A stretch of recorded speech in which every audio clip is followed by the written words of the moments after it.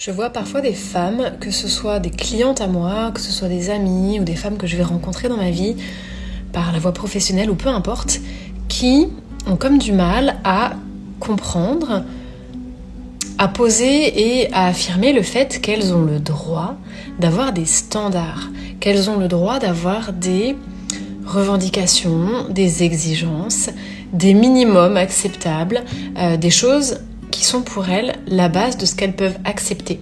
Que ce soit des standards de vie, dans la vie quotidienne, dans ce qu'elles vont consommer, peu importe, des standards dans les relations amicales, amoureuses, en termes de respect qu'on nous apporte, etc.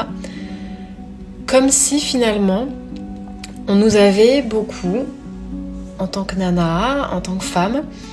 appris que avoir des exigences, avoir des standards, c'était presque un peu être chiante, c'était peut-être un peu être une chieuse, c'était mais pour qui elle se prend celle-là, là où un homme est peut-être vu, un homme qui a des standards est peut-être vu comme étant plus quelqu'un qui sait ce qu'il veut, un fonceur, quelqu'un de tempérament, un homme, un leader, etc. À un moment, qui nous a appris qu'on devait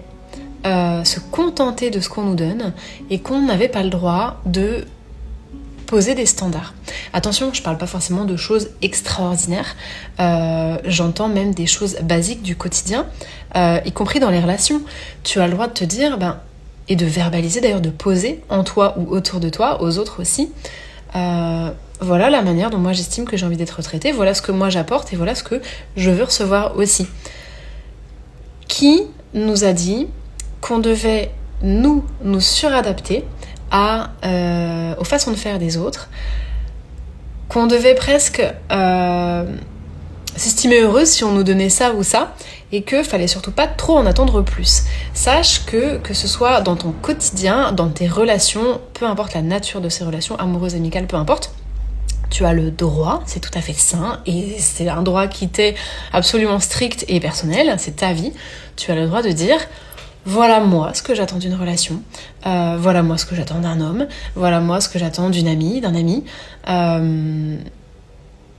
Je ne vais pas simplement me mettre à disposition de l'autre en espérant qu'il veuille bien de moi dans sa vie et me plier du coup un petit peu à ses desiderata parce que je suis quand même bien contente qu'on me fasse une petite place dans sa vie.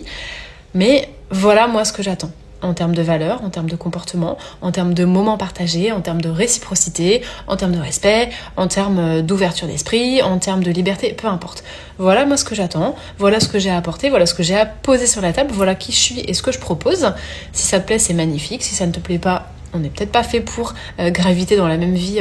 l'un de l'autre ou l'une de l'autre. Et voilà ce que moi j'attends dans une relation, dans un échange, dans un quotidien.